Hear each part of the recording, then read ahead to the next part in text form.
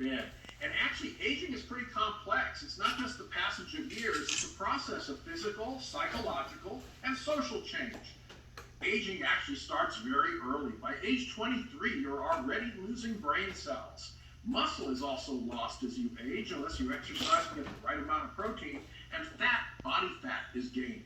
So your age is just a number, but what counts is your biological aging, your healthy aging. And two people may be the same age, but different in their mental and physical capabilities, as we all know. So, it's interesting, in Korea, you have one of the longest life expectancies in the world, 82.5 years. But Korea is aging faster than any other country in the world. By 2040, people over 65 are expected to account for 34% of Korea's population, the second highest figure in the world. So it's very important to think about healthy aging. So what is healthy aging? Well, the World Health Organization defines healthy aging as the process of developing and maintaining the functional ability that enables well-being in older age. And what is functional ability? It's all about being able to meet your basic needs, to learn, grow, and make decisions, to be mobile, to build and maintain relationships, and to contribute to society.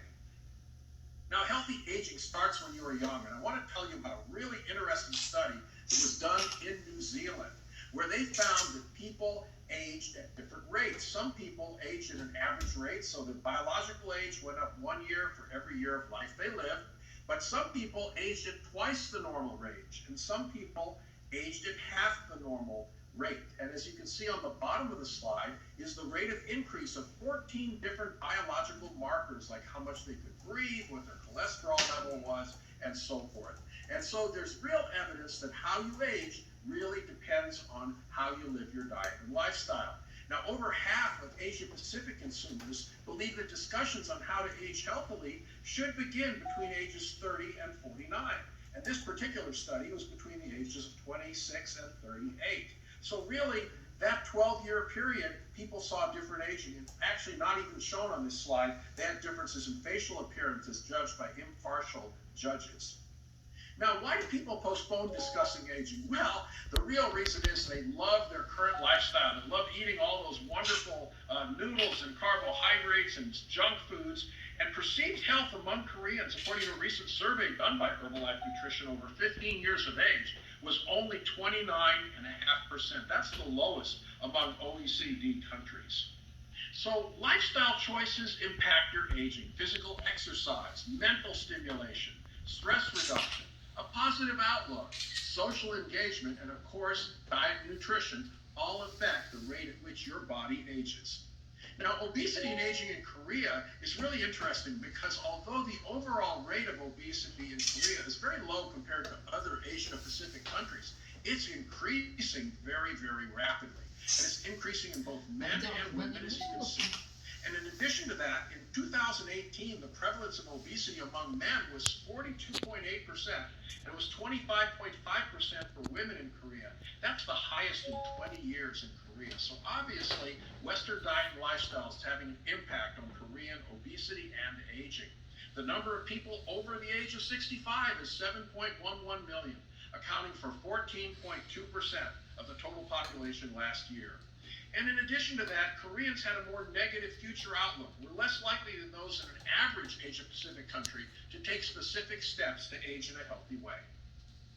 Now, one of the things that happens when you don't exercise and you don't eat right is you lose muscle, and the scientific word for that is sarcopenia. According to a study here, which included 11,633 women between 2008 and 2011 in the Korea and Haines study, the prevalence of low muscle mass was 22.1% in healthy elderly women. As you can see on the slide, the body muscle mass increases till about the age of 50, and then it drops off markedly in healthy aging women. But not only that, you gain fat as your muscle goes down, because what happens is the amount of muscle and lean body mass you have determines how many calories you burn per day. So as you lose muscle, you gain fat, even if you're eating the same number of calories. So what happens is you increase your body fat, you decrease your muscle, and that causes something I call sarcopenic obesity, a term I invented in 1993. Now, the same body weight can be as you can see here, their lean and fat can be different even at the same body weight. In the two cartoons, one woman's weight is made up more of fat and the other more of lean. And this is important because you can measure lean body mass versus fat mass using bioelectrical impedance. Muscle is 70% water and conducts electricity, while fat is an insulator and stores calories but doesn't conduct electricity. By passing a tiny current from a battery through your hands and feet, you can determine the amount of lean mass or fat-free mass in the body, and from that, you can calculate the number of calories being burned and what a target weight should be. Now, with aging, you lose muscle if you stay sedentary. This is shown here. The energy factories within the cells, called mitochondria, also develop oxygen leaks, oxygen radical leaks, which damage the muscle, reduce the nerve input to the muscle, and reduce your muscle strength. Whereas exercise with the right amount of protein can help to maintain that as you age in a healthy way. So there's a variable rate of aging in different people. And in one study, what was shown was that these energy factories, these mitochondria, in people who didn't exercise were diseased, and they actually released more oxygen radicals, causing destruction of muscle. However, an exercise program of aerobic and resistance exercise could prevent that degradation of the muscle and actually preserve muscle so it did not decrease as quickly. Now, you're going to have some decrease in muscle, even if you eat well and exercise, but it will be much improved over people who just sit around and live a sedentary lifestyle. Now, what's important about building muscle is to know that protein is not stored in muscle, but depends on your dietary protein at every meal. After a meal, amino acids are broken down from protein and they go up in the blood. What then happens is they enter the muscle where they promote new muscle protein synthesis. On the other hand, between meals, amino acids go down in the blood and the amino acids come out of the muscle as a result of protein breakdown.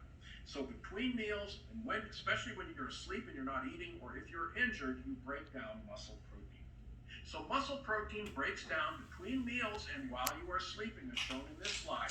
And the point is, you need protein at every meal, and you need protein in the morning because breakfast is the most important meal of the day because it breaks that fast of the night before when you are breaking down your muscle.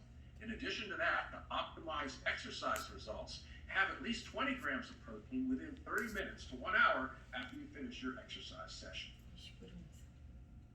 Now, here's what lean body mass is. You may have wondered, what is this lean body mass you keep talking about? Well, if you look at the total body weight, it can be broken up into body fat and lean body mass.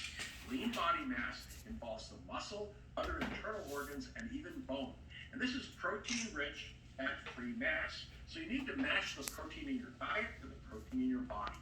And as you feed the protein to your body, about 25% will go to your muscles, and the 75% will go to the rest of your lean body mass, which includes your internal organs, your blood cells, your bones, and your skin, which is one of the largest organs in the body.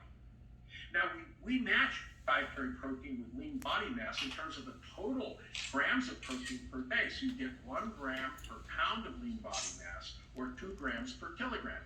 But in addition to that, you need to equally divide that among the different meals. As shown on this slide, some people eat too little protein for breakfast, a little more for lunch, and too much for dinner. What you want to do is even out the distribution throughout the day by creating a good meal plan.